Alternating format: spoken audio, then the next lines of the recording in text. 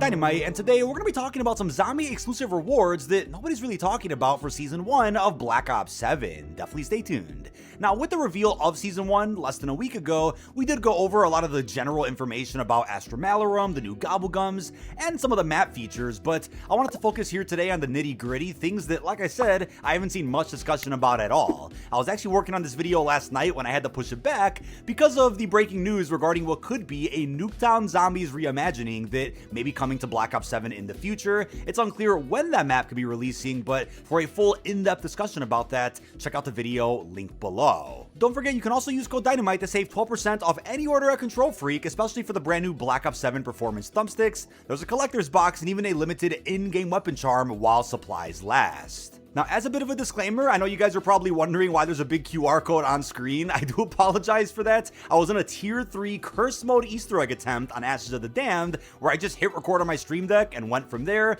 The footage ended up turning out pretty good, but I didn't have OBS pulled up on my monitor to see that I'd accidentally left an unrelated QR code on screen, which was for a sponsor a few hours prior. So I replaced the QR code with a link to the new detonated gear page that you can also check out with the link below. But I also got to experiment with Tier 4 Pack-a-Punch, as you're going to see later on in the gameplay, something that a lot of folks out there I don't feel like are going to be able to experience for quite a while. We'll get back to Curse Mode in just a second, but with the release of Season 1, we are going to be getting directed mode support for Ashes of the Damned. That just means that it's going to walk you through every step of the Easter egg. You still have to do the effort to actually solve some of the puzzles and a lot of the steps, but it'll make sure that you get to the boss fight before the end of round 15. Now, just to clarify as well, directed mode support for Astra Malorum DLC 1 won't be coming until January with the mid-season 1 update. If you complete the Ashes main quest in directed mode, though, you are going to get the brand new Bushwalker skin for Maya herself. It'll be cool to see if throughout the rest of the year we end up seeing 2 different operator skins for every Easter egg completion, one if you do it in standard, and then one if you do it in directed mode. That's not actually something we saw in Black Ops 6 Zombies last year, but we may have gotten a small glimpse of the Easter egg reward operator for beating the Astra Malorum quest in standard. They didn't really go through it in the blog post, but they did tease that an operator skin is coming for Redacted. I believe it's for Richtofen. I could be mistaken here. Now, it also looks like when you complete the main quest on Astra Malorum, you're going to be able to unlock 6 new relics for this map. I do believe the relics are going to be universal, where you can bring them backwards into Ashes of the Damned, and I do believe you can also bring the 9 current relics from Ashes forward to any other round-based map, including Astra Malorum. What I do believe, though, is when you beat the main quest in DLC 1,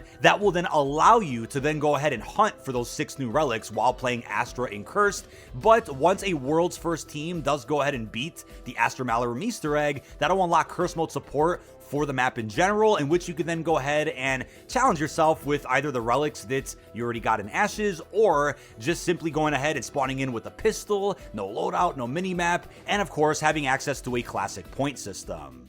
The thing is, though, as of recording this video, the 9th relic has not been found inside of Ashes of the Damned, so it's unclear if that's going to be found before the release of Astra Malorum, or will it be after? I don't quite know. What I do believe, though, is that if you want to unlock the current set of 9 relics, you can only do so while playing Ashes. I don't believe you'll be able to initiate those trials while playing any other map, but you could then equip those relics, like I said, to play any other map, granted that you have them.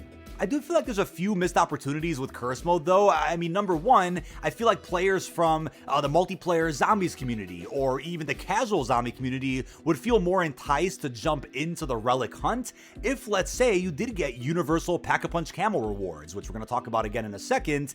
I feel like with the rewards being locked to just Curse Mode, it really does diminish the hype with those rewards. If a player doesn't feel like they're very good, they're probably not going to want to keep playing Curse Mode over and over just to use rewards that were pretty hard to unlock to begin with. But I get it, hardcore fans out there are happy that the mode is pretty tough and the barrier of entry isn't easy at all. But to also be clear before I get cooked in the comments, I am an advocate for hardcore, speedrunners, and just Easter egg grinders to be able to get something that's pretty exclusive that isn't necessarily quote-unquote easily accessible by the masses. I totally get that, right? Everybody deserves their flowers. The thing is, I just feel like if Curse Mode is to be successful and is to be brought back in future Call of Duty entries, it needs to check a couple of extra boxes just to make sure that more folks out there, even outside the zombie community, could be interested in giving this a shot, which in turn may encourage more classic mechanics to be an actual staple in the next Zombies game. But I also feel like there would be more folks hunting right now if, let's say, you weren't able to enable tier 3 to then use PAP tier 4 Pack-a-Punch, because right now we have enough relics to enable that, and that's cool, but that then takes away, I think, a good reason for folks out there to want to look for that last relic, since they don't need it to enable tier 3 anyway. Now, something that nobody's really talking about is a day 1 leaderboard event for Astra Malorum. Leaderboard events weren't my cup of tea within Black Ops 6, I feel like they were a bit repetitive, and only ever really offered Gobblegums, or I guess you could say consumables, maybe an animated emblem or calling card here and there, but nothing was really special about them though, especially considering a lot of folks simply buy Gobblegums or play a ton anyway, so they didn't feel the need to have to sweat against other players out there who are probably exploiting, boosting, or whatever the case may be, to have gotten a high placement in the leaderboard bracket. Well, it looks like day 1, the Astra Malorum leaderboard event is going to be just like the current Proving Grounds event that we have in multiplayer, where it doesn't just offer consumables, but actually offers a camo unlock. As they wrote in the blog, Season 1 brings a new leaderboard event to zombies, giving players a chance to compete to earn camos, Gobblegums, and additional rewards. At launch, brave the inky void as well as the zombie onslaught at Astra Malorum and take home more than just bragging rights. It's being said that the higher your placement in the event, the greater rewards you'll earn when the event ends, including camos, plural, and Gobblegums. Additionally, players can complete leaderboard challenges to unlock a knife blueprint and a weapon charm. If you look at the current leaderboard event for Proving Grounds, you could see first place gives you a calling card, top 5 will give up to 6 people, including first, an animated camo, and then if you look at top 15, there'll be another camo being given out that's not animated, but is still universal, and I guess you could say has a pretty cool theme to it. But there are guaranteed rewards that you can earn regardless of your leaderboard placement, which for Proving Grounds also included a blueprint, a charm, and some XP tokens. Looks like we're getting an exact replica of that event just for zombies, which should be beginning on December the 4th.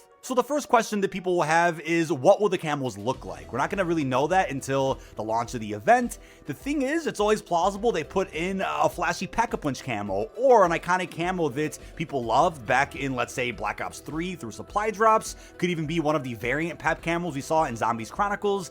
Lots of possibilities, but considering that the curse mode Pack-a-Punch camos aren't unlocked universally, do we really think that a leaderboard event is going to provide us with a universal PAP camo, or could it just be a nice looking animated camo that isn't necessarily zombies related? I would assume that it would be, considering it's a zombie leaderboard event. It almost feels like, though, they don't want to release free universal flashy animated camos that look better than the current mastery camos available in a mode like zombies. I could be wrong on that, because Modern Warfare 3 released several event camos that actually did look better than the mastery camos you were able to get in multiplayer zombies or even Warzone. And honestly, if the camo's themed around Astra Malorum at all, because it is the Astra Malorum leaderboard event, there's like a universal galaxy camo from Revelations that would be perfect to see come back inside of Black Ops 7.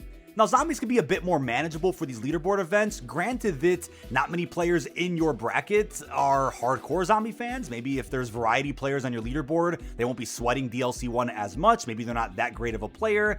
And you gotta hope that there aren't folks out there, as I said earlier, that are boosting, using exploits, glitching the map, doing an AFK glitch to make sure that they can just remain at the highest placement possible, while other regular people are going to work, going to school, and don't have 18 hours a day to go ahead and grind an event like this. We could also hope that the animated camera reward is at least a top 5 or a top 10 unlock. It definitely won't be a first place reward, but you just gotta hope that the most amount of people possible can get access to whatever this camo could be. Now, something I saw JGod post a couple of days ago, which I found pretty funny, is that he didn't play a match of multiplayer, which puts him into a Proving Grounds bracket until a couple of days after the event began. So what that meant is that he got put into a bracket with players that weren't as hardcore or serious about MP or the event, which gave him an upper hand, because then from there he could just sweat a bunch of the score and get a top placement. So if, let's say, somebody doesn't play Astra Malorum for the first couple of days of Season 1, they're likely to get into a bracket with